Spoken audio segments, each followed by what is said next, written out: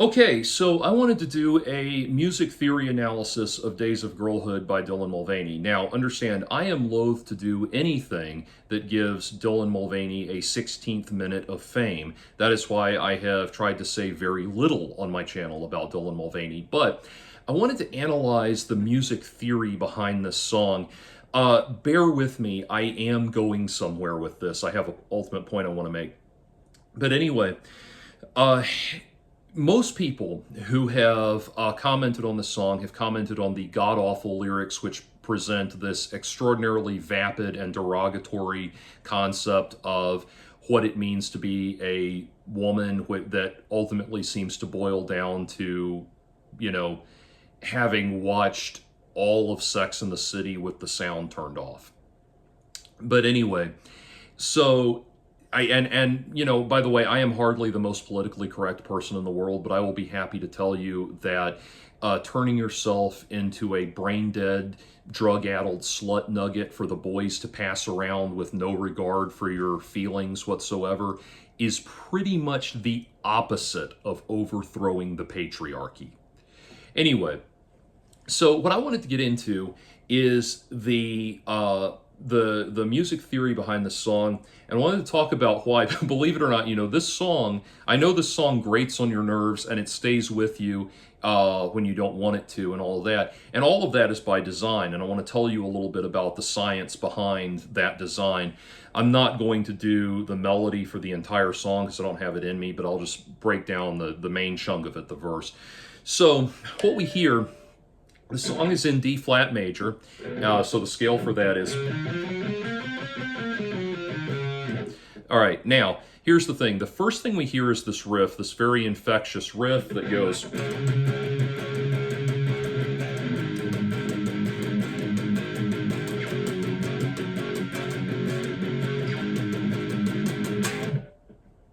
and then back into it. So, what's happening there? Okay. First and foremost, you have to understand that your ear is is trained to hear music a certain way. We all grow up hearing music, hearing tonal frequencies resolving in a manner that is consistent with the Western music canon. Now, yes, obviously there are other types of music out there. Most of those other types of music theory and compositional theory out there, a lot of those have to do with native and indigenous forms of music, and certainly non-Western forms of worship music and that sort of thing. I'm certainly not downplaying any of that. There's fascinating ideas to be found in all of that, but there's a reason that the Western canon of music has caught on all over the world. It's been instantly appealing all over the world because there is a fundamental science behind this music that has been interpreted different ways over the years. And the way I'm going to teach you to interpret this is actually not the earliest form of what we call traditional harmony or classical harmony and that kind of thing. The method we're going to talk about, we're going to begin with the chord progression and analyze the mathematics of the chord progression, because this is what's known as the Schillinger method. Now, Joseph Schillinger was a music teacher and music theorist who discovered a new method. It's referred to as the Schillinger method. He did not conceive of it himself, but he adapted a number of concepts that he was seeing in a number of emergent concepts he was seeing in the jazz world, codified it into his own method, and that was his contribution. So his method of teaching was extraordinarily popular, and he started a school called Schillinger House that was eventually bought out and became Berkeley. And so this method, we're going to break it down first mathematically, why this works, why this means what it does. Everything I'm about to tell you, if it's going over your head, believe it or not, this is some of the most bare bones, simple music theory you could possibly ever know. Like, and this song is bare bones, basic music theory, and that's part of why I wanted to break it down. So, what is happening with that riff? Well, that riff is what we call a 1-5-4 riff. The 1 chord, the 5 chord, the 4 chord, and then it goes back to the 5-1. So technically it's 1-5-4-5-1, or tonic, dominant, subdominant, dominant, tonic. Okay, So why do we call it that? Well, the scale, the notes of the scale have numerical values assigned to them. So the first note is obviously the 1, second note is the 2, 3, 4, 5, 6, 7, 8, right? Okay, well, we don't say 8, that's the octave more properly. But anyway, so there's 7 notes to the scale that we're working with, and they have those degrees. And anything beyond the octave will be the ninth, the 11th, and so on. Now, when we build a melody, our ears are trained to hear one thing in particular when it comes to Western music and the effect of Western music. There's just this one thing that we are addicted to hearing over and over and over again, and it has never ever gone out of style because it's at the core, it's at the base of Western music, which is 1-5-1. 1-5-1, do, sol, do. Now, what happens is there's a reason we hear that. That's what we want to hear in music. We want to hear. That's not very interesting though, so we have to build a melody around that, and it's the melody built around that that becomes interesting. Think of it this way: we go from the 1 to the 5 back to the 1. That's our. You know, that is interesting. I'm sorry, it is engaging, it's satisfying, but it's not interesting. What makes it interesting is everything we put between the 1 and the 5, and everything we put between the 5 and the 1. That's the, if you think about it in literary terms, this is the opening thesis statement, the rising action, the climax, the falling action, and the resolution. And so, to give you an idea of what this sounds like using good music,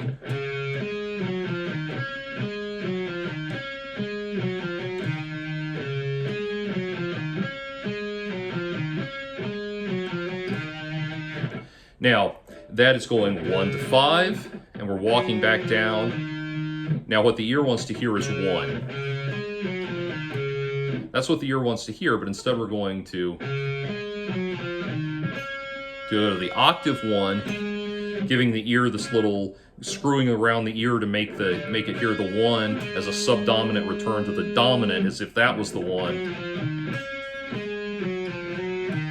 And then he resolves to the subdominant minor, the 2 chord, which gives us this strong desire to hear it again.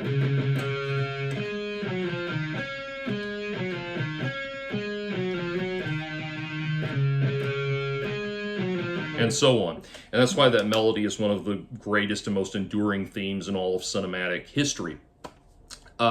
So let's step away from good music and get back to this. Anyway. So, what we're hearing, we start on the 1 chord, which is the chord built off of the first degree. Then we go down to the 5. Then we go down, which is the dominant. Then we go down to the subdominant, back up to the dominant, and then back to 1. So all of that, it goes straight to the dominant, tonic to dominant, and then we have this pattern, this dance of delayed resolution before we come back to the 1. And stopping right there, giving the moment's pause, gives us even greater buildup of a desire to return to the 1 chord. It's like it's in a way it's like the feeling of in Rocky Horror Picture Show where he goes Antissa, and everybody hangs on it, patient. There you go. So that's what's happening in the chord progression, and that is pretty much the chord progression all the way through the song until it gets to the refrain. The chorus, they call it a chorus, they say refrain because of the way it's structured. But in the refrain, it's still the same chords. This is the part where he's saying, these are the days, these are the days, these are the days of girlhood. That's the part I'm referring to. So it's, instead of going 1-5, it's instead of doing delayed resolution, it's now doing anticipation. It's going 1-4, 1-4, 5-4, back to 1. So it's now doing a full anticipation, delayed resolution. But it's just those 3 chords, the entire song. Now, let's talk about what's happening with the melody. So the melody starts on the 3rd degree.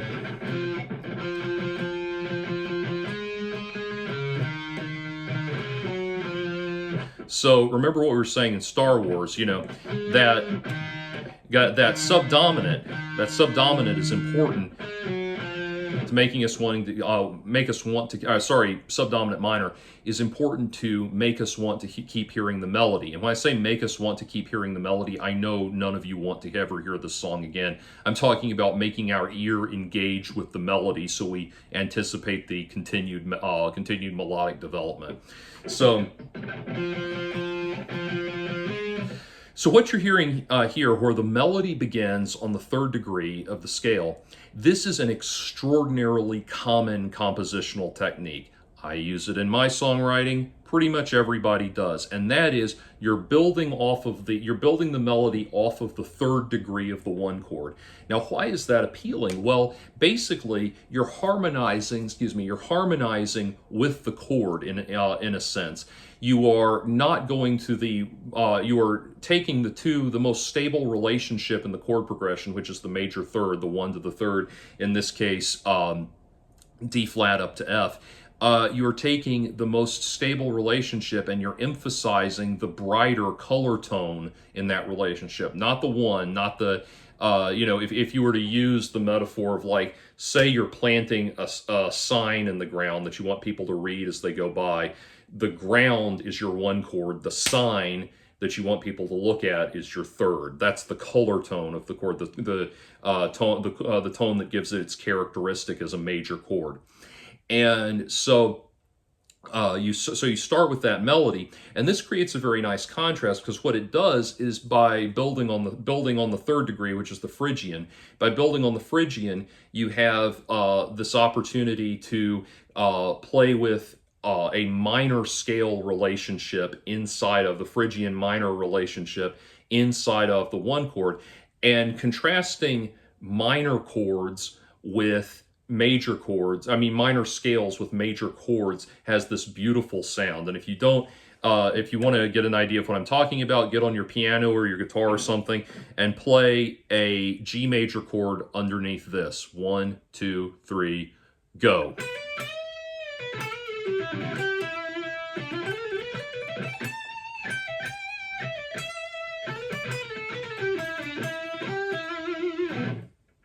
See?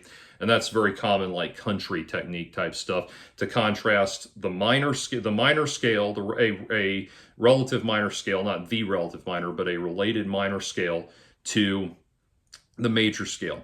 So this is a very common way to build up an engaging melody, and they are just exploiting the hell. This is not, what I'm telling you here is not wild, unusual, innovative stuff. This is the most bare bones songwriting, songcraft stuff you can get to, because let's face it, they're not taking any chances on there's not going to be anything avant-garde about this at all. This is going to be the most by the numbers pop song there ever could be. And so they're exploiting this. Now, what happens, interestingly, when you're in a minor key, the relationships change. Those relationships, or the nature of those relationships, 1, 4, 5, and all of that changes. The flatted 7th degree becomes the new point of dominant resolution. Now, to give you an idea of what I'm talking about, when we let's go back to the chord progression for a minute. So,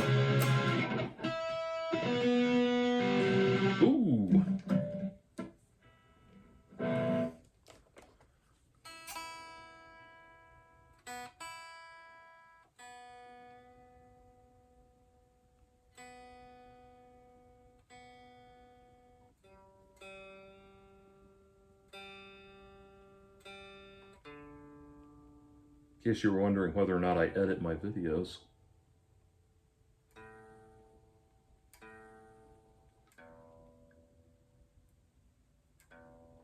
Anyway. All right. Anyway, so let's look at that chord. So we've got our major third relationship in there. That's our major third. That's D flat and F. All right, now, there is a really, really annoying, painful interval that's hidden in the 5 chord if you play it as a full dominant 7 voicing, and that's the tritone. And that's that. Yeah, it hurts to listen to, doesn't it? Okay, so we add this dominant 7, we add the full voicing around it. And there we go. So we add the full voicing, and it makes it sound listenable, but it still sounds unresolved. It wants to go back to the 1 now. And you can hear how resolved that sounds. Okay, so when we do that, what's happening is those 2 notes of the tritone are each a half a step away from the major third, that beautiful major third that's so stable. So half a step, half a step in each direction takes us back to that major third. So we've got the most painful interval in the entire scale, and it is on both sides 1 note away from the most stable interval. So that's why we want to hear it. And your ear is trained to desire that resolution, even if you don't hear a fully voiced dominant 7 chord, where if you just hear the triad, you will still desire that dominant 7 resolution. So that's what they're affecting here. So what happens within the melody when you're in a minor key, the flatted 7 becomes the point of dominant resolution. And so that what happens then, if you look at...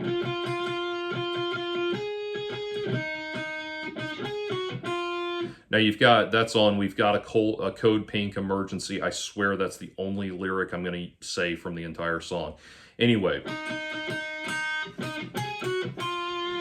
Now what's interesting there, that is that's the subdominant minor. That's the 2nd degree of the scale, played up an octave, and then it resolves back to the 3rd.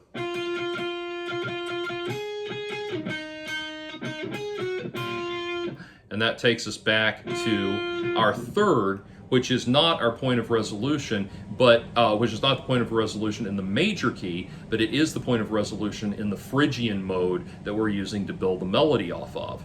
And so that contrast, by default, makes it sound interesting. This is captivating to the ear, because what we're hearing is bright-sounding chord progression, dark-sounding melody against that bright-sounding chord progression, and that's what creates the engaging melody here. And it has that hidden way of resolving the melody by exploiting the relative subdominant minor of, the relative flat 7 minor of the 3rd degree, which is the subdominant minor of the overall key.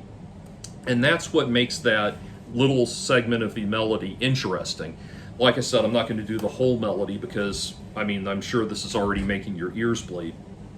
But anyway, so why am I bringing this up? Why am I walking you through why, in theory terms, why this is such an infectious earworm of a song? And I didn't say it was a likable song. I didn't say it was something we enjoyed. I didn't say it was something listenable or something we would want to listen to.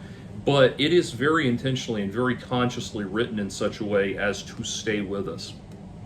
And so what's the point I wanted to make about this? Well, frankly, there was a time period when this is what bad music sounded like. Like, I grew up in the 90s where there was one aspiring Britney Spears or Avril Lavigne type person coming down the pipe every other day, and you would hear songs like this. And this is like the bare minimum of what was expected to qualify as a bad pop song. Like I said, everything, I know if you don't know theory, everything I just said went way over your head, but trust me, like, none of what I just talked about is in any way, shape, or form bizarre or unusual or avant-garde or difficult or complicated or anything like that. Any fellow Berklee alum that's been through the 4 core levels of harmony classes there will tell you that everything I talked about was harmony 1 and 2 level stuff, mostly harmony 1 level stuff. So anyway, so it's not terribly difficult or innovative, but there was a time when that was the bare minimum. And when I heard this song, it really stood out to me just how unusual it was for it was like we were all going back in time to a day when that was our minimum standard for just bad pop songwriting. It's kind of like, you think about, there has been so much popularity for the Boy Genius album. Julian Baker and everybody else who was on that album has been this touted as this big super group, like a female Crosby, Stills, Nash and Young or something like that. And it's just been touted as this huge supergroup. That is a good album. I liked it a hell of a lot more than this. That's a great album. I mean, it's a really good, great album. But the thing was, God, there was a time when that was the standard. Pardon me. That was the standard for good albums. Good albums were expected to be on that level. And now one good album comes out at that level, and it's earth-shattering for people. Why? Because popular music, the rest of popular music, as god-awful annoying as this song is, and it's helped by the fact that it's attached to the Dylan Mulvaney persona that is so god-awful annoying, but as god-awful annoying as this song is, think about what's current on the pop charts now. It's literally just, I talked about it in my commentary on the Ice Spice song, the Ice Spice song, Think You the Shit Fart, where, it's literally just, you can churn these things out even faster than this Dylan Mulvaney crap, this Days of Girlhood crap. The songs where it's literally just like, you get that one trap beat that's like, and then you get some vapid, confrontational, arrogant woman to get on there and go, I got money in my pussy. I got money in my pussy. And that's it. I mean, there's nothing. And if you think I'm exaggerating when I say that, go look at the song "A Whole Lot of Money" by Bia, where the chorus is literally just her going, "Is a whole lot of money in this mofa. It's a whole lot of money in this mofa." Man, you talk about something that doesn't requires no melodic development, no melodic structure whatsoever. None of what I just described for this song is apparent in Whole Lot of Money. I think that's what it's called, but that's the chorus. But it's like, literally the only skill you have to have is to say eighth notes to a beat and stop for 2 beats. Is a whole lot of money in this mofa. Is a whole lot of money in this mofa. Is a whole lot of money in this mofa. And by the way, if you look, the lyrics actually say, there's a whole lot of money in this motherfucker, and all she's saying is a whole lot of money in this mofa. Like, we can't even say all the words. And pop music has degenerated in the extreme. Pop music is one of the most important forces in the world. We can't underestimate. When the Soviet Union fell, when the old Soviet Union fell, one of the ways that they started building support from the inside for when they started building the Western influences started building support for regime change from the inside. One of the things they started doing, they didn't start importing Bach and Mozart. They started importing Elvis and early pop records and things like that, getting people interested in rock and roll and that sort of thing. That is the power of popular music. And we've let popular music degrade to a point that a dumbass song like Days of Girlhood is notable just for being music at all. We have got to get over this glut that we're in now, where again it's just it's just a drum machine playing the same thing everybody has heard, and then an arrogant woman going, I got money in my pussy. I got money, or there's a whole lot, I'm making the first one up, but there's a whole lot of money in this mofa, or is a whole lot of money in this mofa. We've got to get out of this idiotic crap. We need to bring back stuff that's done at the level of, I should say, Quincy Jones and Prince and Michael Jackson. The last great pop album I really truly loved was Bruno Mars' 24 Karat Magic. He's got that collaboration project he's been doing, but when are we going to get the next Bruno solo album?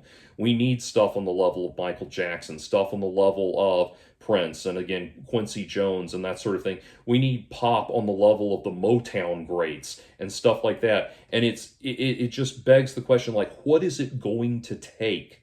What is it going to take to make this, to make actual music again? Because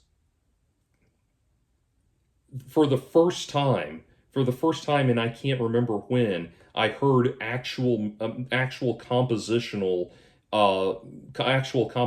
elements, actual music theory involved in one of these pop songs, and it was for this grading public personize, novelty pop, novelty vanity song and everything. We've got to do better. Like, actual good music has got to make a comeback. There is a reason. There is a reason why, people are, why is nu metal making a comeback? It's not just because the generation, my generation that grew up with it, is now parents and they're turning their kids onto it, although certainly that's a part of it. It's because that music, we all laughed at nu metal. We all thought it was stupid at the time. We look back and we realize how much better it was. And this is not just a matter of, oh, it's our music from our generation and we're nostalgic for it, so it seems better. No, it really is better. And I just outlined right there how this song is written at the level of a shitty late 90s power pop song. Just a dime a dozen, drop in a bucket, millions of these types of songs. It's written at that level, and that is already head and shoulders above what we have now. Again, there is actual compositional quality in things, and that is not apparent in Is a Whole Lot of Money in This Mofa and everything else, where it's like just everybody sounds like they're rapping on Thorazine now. There's got to be a way. There's got to be some kind of way to make music again. What are the 90s, I mean, what are the country, all the country listeners going for? They're going for, 90s country. They're looking back to Faith Hill, and they're looking back to Shania Twain, and all of all of that 90s country sound that everybody loved so much. And that's one of my favorite eras for country music. So something's got to change. I don't know what it is, but one of the reasons that cover bands are so popular now is because there's no motive force in popular music anymore. There's nothing that's guiding the trends or finding new and innovative things and pushing it forwards. It's just this like morbid rush to the bottom of, like, how can we hit the dopamine button as hard as possible and as fast as possible? I mean, Bia song, Whole Lot of Money, makes Surfing Bird sound symphonic. That's how far we've fallen. And it's not difficult to bring musicality back. I think that at a certain level, and bringing it back to Dylan Mulvaney, I think one of the reasons, aside from the obvious reasons, but one of the many reasons that Dylan Mulvaney grates on everybody's nerves, is that Dylan seems to be living at a level of energy and enthusiasm that most people just don't have anymore. I mean, you think about the 1980s, where the 1980s, where all of the glam bands and all the butt rock bands and everything were out there saying, the message of 90% of those songs was, we're gonna get drunk and we're gonna get naked, and they were enthusiastic as hell about that. They were passionate and euphoric and excited about that, and we're just not anymore. We don't have a concept of enthusiastically enjoying We don't have a concept of enthusiastically enjoying sex. We don't have a concept of enthusiastically having a good time. I mean, we don't even have Andrew WK, let's get a party started, party hard, all of that stuff. We don't have new drinking anthems coming out. We don't have new romance anthems coming out. We don't have new sex anthems coming out. All we have is Thorazine rappers mumbling about how much money there is in the room. And so it's not just going to take a massive stylistic or musical shift. It's going to take a major cultural shift in how we live. You know, part of it is, I mentioned before, not being a politically correct kind of person, and part of that is because political correctness always seems to come at the cost of, political correctness always seems to come at the cost of denying ourselves indulgences, denying ourselves the indulgence of our desires and our joys and our happinesses and our euphorias, drawing in and making our personal character less gregarious and less enthusiastic. And there's a reason that people say that it mirrors the abstaining process of religion. But if we want to be, it's like we have to choose. We're in this constant, we're kind of walking a tightrope because we don't want to fall off on either extreme, but we don't want to encourage the asshole dude bro behavior that Dylan Mulvaney is encouraging with these kind of lyrics, because Dylan Mulvaney wishes Dylan Mulvaney could indulge in that kind of lifestyle. We don't want to embolden those guys to be assholes, but at the same time, we also don't want to universally sterilize ourselves to the point that popular music is about anything other than having a good time. And so it's going to take a cultural shift back towards people saying, hey, I want to get laid and that's okay. I want to go out and party and that's okay. I don't have to have the weight of the world on my shoulders all the time. I can go have fun, spring break, party hardy, all of that shit. We've got to get back into that mindset. And to be honest, the main thing, and Todd in the Shadows, who I still like as a YouTuber, is still one of my favorite YouTubers, despite certain unfortunate associations that he has. But Todd in the Shadows did a video on the downfall of Faith Hill's career recently, where he made a very good point, which is that pre-1990s, pre-9/11 in the 90s, we were just in this glorious time of economic prosperity and blissful ignorance, and we just thought, as Todd put it, history was over. And he's right. We thought that we'd arrived and everything's like it should be, and we just thought we were just going to be joyous and happy forever. The boomers had solved everything, and we were just going to enjoy the world. And then 9/11 hit, and 9/11 fucked everybody up forever.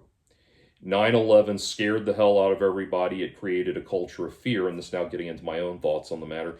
9/11 fucked everything up and created this culture of fear and loathing, frankly. And this is where we see this fearful push towards a sacrificial mentality. This idea of we were indulging, we were being indulgent, we were making the golden calf and fornicating around it, and Yahweh crashed down upon us with fire and fury, and that was 9/11. And now we feel like we need to do our penance, our repentance about it and everything.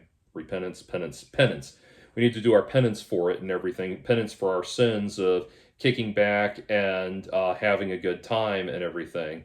And so that was, sorry, I got an email that distracted me for a minute. Anyway, but that's where we're at. That's why it's so hard for us to get back into this mindset, because we feel like we don't deserve it anymore. We feel like we don't deserve to have a good time anymore. And it's funny, but honestly, I think if we really broke it down, if we really got into it, a lot of the reason people hate Nickelback is because Nickelback is like one of the last surviving vestiges from that time period where we were all just having fun and blissfully attending to our own problems, not caring about the problems of the world and that sort of thing. But that's at the heart of it. that's what's brought everything to a standstill. We don't want to have a good time anymore. We went from Poison saying don't need nothing but a good time. We went from that down to we went from that down to this kind of emptiness, this lack of excitement, this lack of enthusiasm. And I will say this, one good reason to get back to that level of excitement and enthusiasm culturally is because if we had it, Dylan Mulvaney would be a lot less annoying. And I did an album a while back in 2022 called Nowhere Land. And it was a concept album inspired by the life of Chris Chan. There's a song on there called 90s Kids, which is an ode to the world that Chris Chan grew up in the 1990s. And it's a very cynical but meant to sound blissfully nostalgic ode to that time period. And it's funny, that is easily, because I get the charts from my distributor about what's streaming, what's most popular on streaming for my stuff and everything. And the most popular song right now, the most popular song I've got out is a cover I did with my Other Strangers project. That's a cover of Dance Me to the End of Love by Leonard Cohen, which is very popular in China for some reason. But the most popular original song I've ever put out is that song, is 90s Kids. Because it's designed to take you back to that time period, and man, it does, I got a thing that there had been it tallies from week to week, and there was like a 700% increase in listens to that song from from a week ago to the week later. It remains my most popular song, and most of the royalties checks I get in the mail for my original music are down to that. So that song. So it's kind of amazing, but that's how strong the desire is for people, the strong the desire people have for this and for this time. And I think we're at a point where it's like we celebrate everything but the things we're supposed to celebrate. We used to celebrate human sexuality in a positive and proactive way. Now we use human sexuality as as one manifestation of your neuroses and mental health symptoms and that sort of thing. There's no joy for living anymore. There's just the adoption of the burden.